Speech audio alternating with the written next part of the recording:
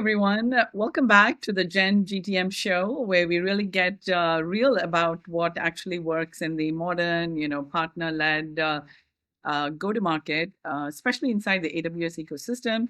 I'm Jen Dawson. I'm the founder and CEO of SaaSNova. And today I'm joined by someone really special I've known and respected for years, Gino. Gino and I actually worked back in my AWS days. I think I would say, Gino, about 2 years back, 3 years back. That's correct. Um, yeah, when Gino was leading the alliances at Pindrop. So I've seen actually firsthand how Gino approaches partnerships. That's a big part of why I'm really excited today for this conversation. So, for everyone listening, we keep these episodes very tight, about 15 to 20 minutes, and really focused on practical insights from GTM leaders who really actually use it. And so, let's jump right into it. Gino, again, thanks for joining. Let's jump into our first question. So, before we get into the mechanics of co-selling and field engagement and all that, I really want to zoom out for a second. Gino, you have watched a lot of SaaS companies trying to build a partner motion with AWS. Some really get some traction, as you and I have seen it already. Others spin their wheels.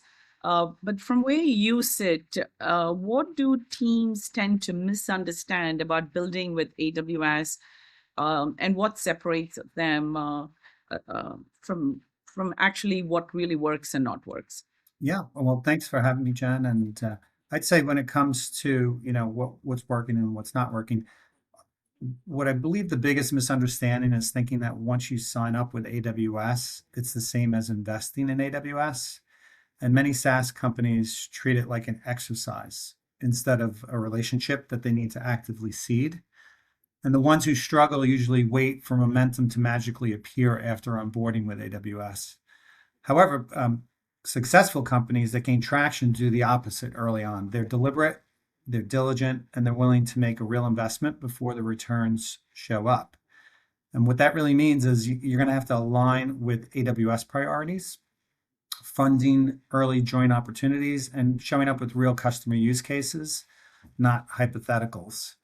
You'll have to seed the relationship by co-creating pipeline. That's a really important one, not asking for it. And a lot of AWS partners, they believe once they sign up at AWS, the opportunities are just going to flow, and that's just not exactly the way it works. You'll also need to become an expert in AWS's partner portals and a tool called ACE, where opportunities are identified and managed to closure. That's really important for the AWS field team.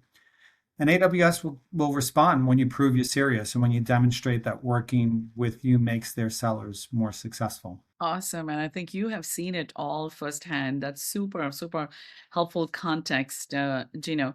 And just building on that, so once the company has the basics in place, so as you mentioned, the next hurdle is actually getting their field to really care, right?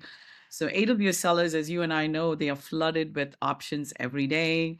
Tons of ISVs are hitting on them. So from your experience, what makes an ISV easy to co-sell with, and what are the early signals tell you the field is actually going to Yeah, and I engage? think you make an important point, which is AWS sellers are flooded with engagements.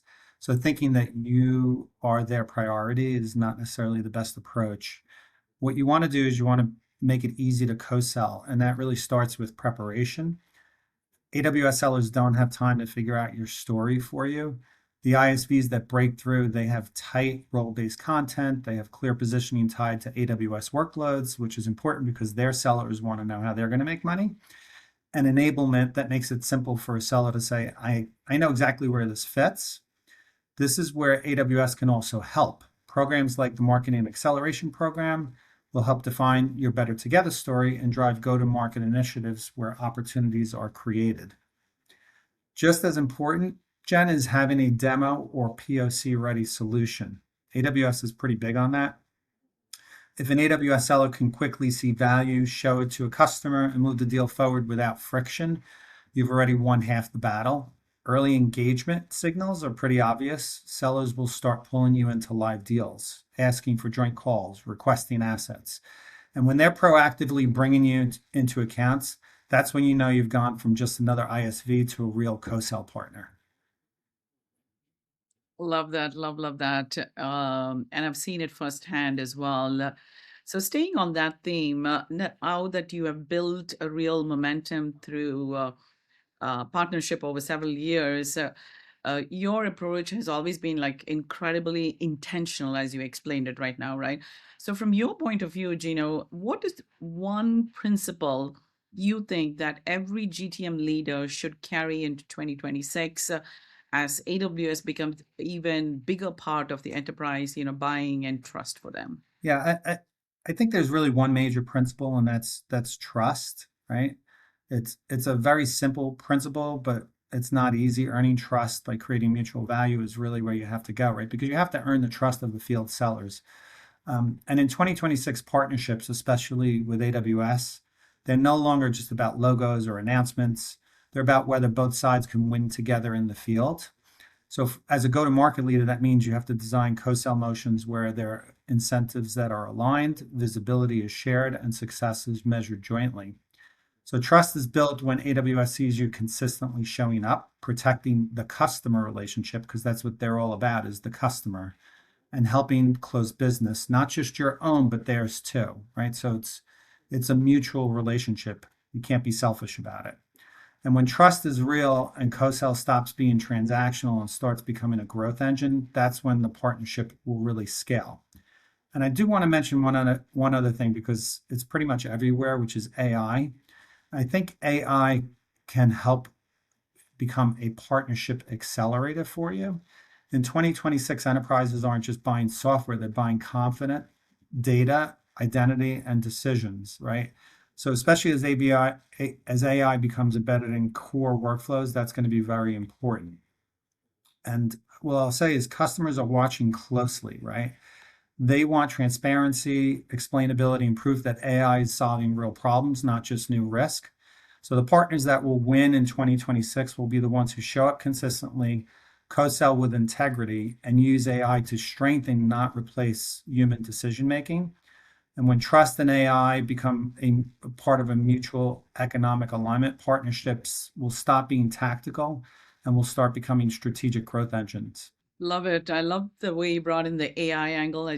Most companies are thinking about AI right now. I think the trust and the intentional relationship is very, very key. So again, Gino, this was fantastic.